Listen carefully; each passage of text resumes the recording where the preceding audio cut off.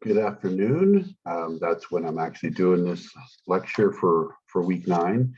I just want to go over the week of aggression. This is a very interesting week because some weeks we end up going over peace, which will be in the future, peacemaking, and love. So I know we're been going over a lot of contentious stuff lately, just getting it out of the way. So in the future, we'll be going over a little bit more peaceful conversations on these lectures and also in the readings. Aggression is definitely something that we see out in the world today. When is this aggression acceptable? Well, honestly, never. So aggression is something that is an action, it's a behavior, it's not just a thought or an attitude. And the interesting thing is, I always tell students and people that I come in contact with, my children, that it's okay to have natural feelings of anger, frustration, and be upset. But it's part of life. It's who we are as a human. So never feel guilty if you have these feelings. But the issue could be how you project these feelings. Okay, but it's never okay to act out in aggression, even though sometimes most of us have, and I can admit I have myself. And I put the scripture here, 3rd Nephi 11:29. So let's just go ahead and go to the verse here. He that hath the spirit of contention is not of me, but is of the devil, who is the father of contention. He stirreth up the hearts of men to contend with anger one with another. And so we see so many examples of that, not just in the scriptures, but everyday life. And when we read the scriptures, we want to, and we look at the stuff in this class, we should be trying to relate it to things that we see out in the world today that is very contentious. We see social media, the television, the media, the news, not even just movies of aggression or movies that depict aggression, just everyday life stuff, political stuff, stirs up contention with one another, where people could start acting out aggressively and out of aggression. There's a lot of violent cultures out there. Interesting is this century, there's been already 250 wars, 110 people killed. I know a lot, we sit here, and the reason why I chuckle is because I'm in Arizona, you're in Utah or Idaho or California or wherever you're at in this country, and you know bad things happen, but we only see it on the news or we hear about it, and we don't really think about what's going on in this world today. Nation of the Dead, Ottoman Empire, the Armenians, 1 million killed between 1915 1923, 1.5 million Cambodians killed off in a span of 4 years. I remember in the 90s when Rwandans were actually asking for even for the United States to help back then because there was a call of genocide. There's actually a movie called Hotel Rwanda. I never saw it. It was in my political science classes. One movie I just kind of didn't want to see. We had a choice of different movies to watch back then, but there was genocide and 1 million died. One person's bad enough being killed, but millions is definitely something that's really atrocious. And I point these statistics out because it's an aggressive world. There is aggression out there. There's a lot of good, and we're going to go over that in the next week or so. So don't think that we're just going to talk about negative stuff in this class. Scripture reference. Some of the stuff we know. Nephites, Lamanite wars. The Nephites were ended. The Lamanites moved on, and that's when we had Columbus come here, and now we heard Lamanites being here. The Nephites were killed off, but even before that, it was going between Nephites, Lamanites for so many centuries. Book of Ether is something I just read about a month ago or 2 weeks ago. I just finished it. Oh my gosh, they're so prideful, both sides. Two different parties were at each other's necks, where even the women and children were even at war. And it wasn't to the end that it was the last two standing that two individuals still were. It's Coriantumr, I believe. I don't have my notes in front of me. I'm sorry about that. But there was so much hatred. It was a massive war and grotesque behavior. It was so bad. The contentions was so bad that that they were feeding the prisoners of the flesh of their dead fathers and husbands, and it was really grotesque. So things that lead from aggression upward it could escalate really fast. So what causes it? Are people predisposed to it genetically? Are they, maybe it's something from their environment, the media? I would say it's all of it. It could be a combination of one or the other, or all of it is what really could cause it. If you're ever feeling, feelings of aggression, or you're having thoughts of anger towards something or someone, sit back, is it's a natural thought, and kind of think about where it's coming from. That's probably the best way to look at it. And sometimes it's hard to do that when you're in a heated moment. Aggression does involve physical or verbal behavior. It's intention to hurt. So you're actually going to have some intention to, maybe you never acted out on it yet, or maybe the group of people never acted out on it yet, but the intention is to hurt. It does not necessarily be physical. It could be emotional too. Some of the different types of aggression, like there's physical aggression, you're hurting someone's body, it's very basic and simple. Social aggression, hurting somebody's feelings, making them making relationship threats. Maybe you spread a rumor about somebody, or maybe someone's spread a rumor about you, and you and by the way, if I say you, I'm not really trying to say you, I'm just saying in general. By the way, I know I keep saying that, but I really want to get away from saying you. But it's if somebody makes spreads a rumor about you or somebody that you know, and that rumor gets around, and the intention was to hurt them. That's social aggression. Bullying, cyberbullying, prejudice. We've seen that in weeks past. That's could be not just racial. It's any minority in the group. Could be even a religious affiliation, or even demeaning and intimidating to marginalize. In other words, like the poor people. So there's so much that goes into social aggression, and we see that tons more than I think we see about hurting someone's body, like the physical aggression. Hostile aggression, it springs anger. Hostile aggression is like someone who's trying to impose hurt and to injure. And we see that in a violent world. As somebody worked in juvenile corrections in the past, there was a lot of hostile aggression in the units, especially if one kid got mad, one youth got angry. It seemed like the whole unit attitude was to just throw things around and hurt somebody. That was their way of expressing. And then there's also, if someone cheats you or does something wrong to you, maybe there's that act of hostile aggression too as well. Instrumental aggression is like what we were talking about. You're promoting others to violence, like you give some kind of agenda, you spreading a lie, someone's spreading propaganda to influence. It's used as a way to promote individuals or groups to be angry at some other person or persons to get them to maybe be hostile. So it's using it as an instrument. Frustration is natural. A lot of us feel frustration, and basically it's the end goal seems to be, or it is blocked, and we get impatient. Like we get frustrated when we're studying for an exam, or I want to graduate and get that job. We seem frustrated. We want things now. We feel like the end goal is blocked, but you just have to be patient and push through. A lot of times the end goal is blocked. Like you can't get there. There's no way of getting there. So there's a sense of frustration. A lot of times students see this when they're in college. I have endless conversations with students who are frustrated because they want to have no homework most of the days of the week. And I always tell them, convince yourself that you got to do work no matter what. Just convince yourself you have to do a few hours every night. And once you convince your mind, that frustration goes away. So there's a way for you to release the frustration as students or people, that are feeling like the end goal's not going to happen.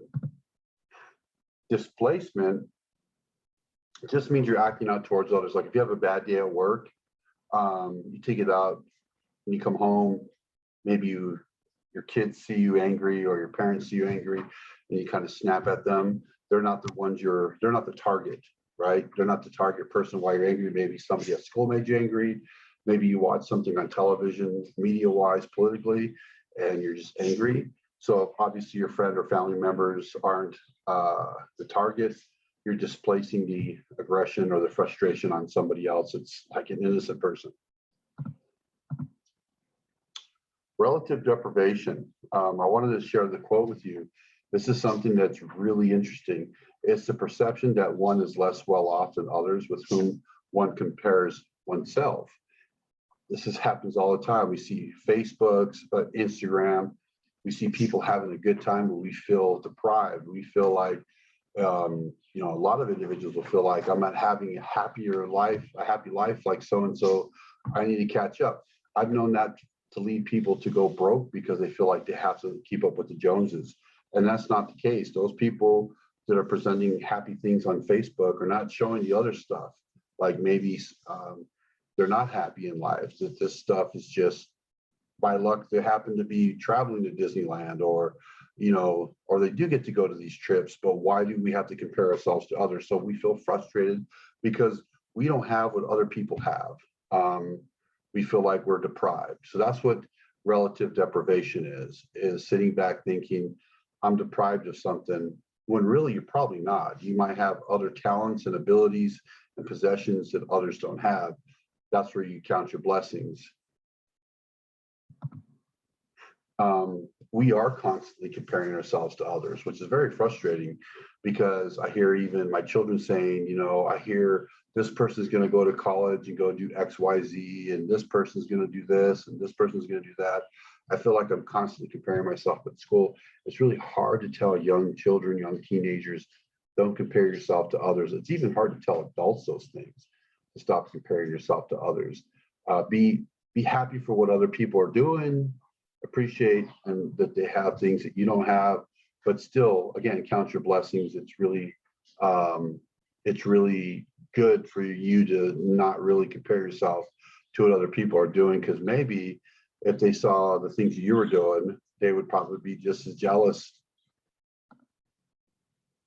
And it needs the comparing thing needs to stop. So where does aggression come from? I think we talked about this before, but we'll talk about it a little bit more deeper, just a little briefly. Neurologically, it could come from the brain, abnormal sizes. So it's abnormal brain sizes. It's been seen in death row inmates, just as studies, the amygdala is smaller. So brain size does matter. Parts of the brains does matter neurologically. That's not the only what reason why someone has aggression, but also it's one reason why. I worked in juvenile corrections and I would see things in there where I wondered how the youth got their aggressive behavior. Some of it was neurological. Some of it's genetics too. Let's see if I can pronounce this last name. In 1979, Pets did a mice study.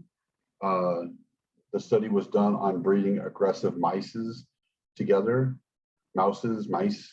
And what happened was they got like a super aggressive, they were left with those super aggressive children mice. And so they could see that through that study that it's possible that genetics, it could be passed down from parents to child.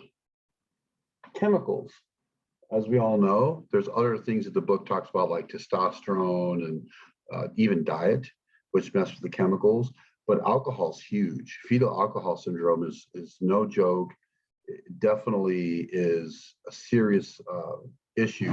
And I put fetal alcohol syndrome, but just alcohol aside, because for somebody to act out aggressively, it impairs their judgment, messes with their chemical makeup, could make someone more agitated, easier, more aggressive. Fetal alcohol syndrome, that's something I saw in juvenile corrections. I remember there was a couple of youth where their parents drank when they were pregnant. And what's interesting is, what's sad too, is that those children who were born with fetal alcohol syndrome are neurologically messed up chemically. Chemically, their neurons are misfiring.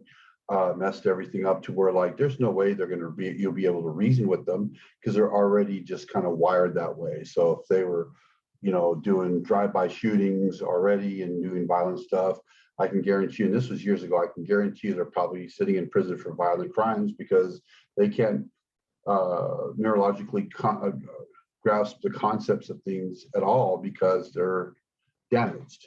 So chemicals, alcohol could really damage a lot. Social learning theory is definitely something that it's social behavior that's learned by observing and imitating, and also by reward and punishment. This is pretty factual. As you see, this is basically saying the environment, like how we see our parents, our friends, our neighborhood. That those are big things right there that really influence us, and that's what social learning theory is. Albert Bandura is like pretty much like the father of promoting social learning theory. The Bobo experiment doll. It was interesting because you can actually go see a video on this. A child is taken into a room with toys that would be, appealing to the child.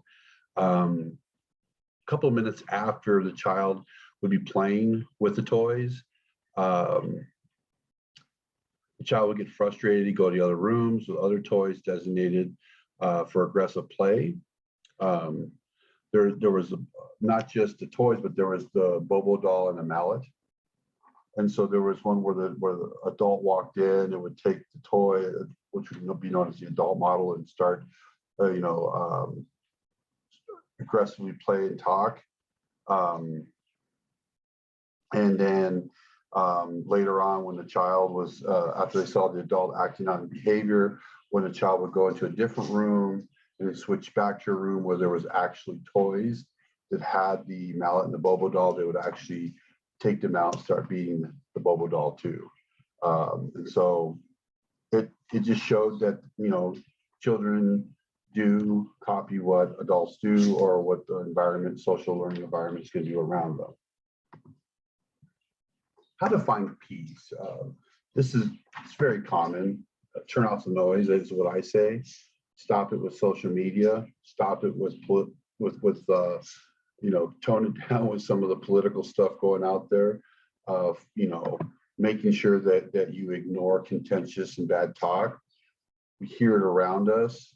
Turn off violence. Turn off all this stuff that could come at us violently, and some of it comes off subliminally. Like I just read a study, and I probably should have put it here on the presentation, but children who play violent video games and watch violent movies will eventually act out even indirectly aggressive because, and what I mean is they might play Grand Theft Auto, but they're not going to go out and steal cars and shoot people and drug deal, but their aggressive behavior might come out as far as talking back to somebody or yelling at their parents or a friend or something. So it could indirectly come out. And so you have to be very careful with what you listen to, what you watch. If you feel the spirit of contention, turn it off. Even if it's something you are common with, you listen on an everyday basis, take that time off. I've done that for 15 years and I feel great. I don't listen and try to watch the news or anything like that, like I've stated in the past. Enjoy the good in life. There's a lot of bad out there, and of course we've been talking about it, but just enjoy the good in life. Don't try to look at the things you don't have, like relative deprivation. Think about the good things in life, the great things that are out there. There's good examples out there. A lot of you students I've talked to are amazing students, good examples. Some of you are already in amazing careers or at the cusp of it, and I love hearing about it. So continue to enjoy the good things in life. And SPT, Scripture, Prayer, Temple. Constant Scripture, Prayer, Temple. It's easy to even just read 1 or 2 verses a day, in the morning or at night, even if that's all the time you have, and also to pray. Just doing that shows the Lord the seriousness and the intent you have that you want to read scriptures. I always, in my busy time, I always try to read a chapter in the morning to start my day. And then, of course, I pray, and then I try to go to the temple, at least to step on the grounds once a week pray or just to, kind of walk around. Working in the temple on Thursday mornings help. Right now our temple's closed till next month to repair, so it's kind of hard, but still can walk on the grounds and receive the same blessings as if I was going in it. Okay, so that's pretty much what I have in a nutshell. If you have any questions about the lecture or anything with the chapter or with the quiz or the exam coming up, please let me know.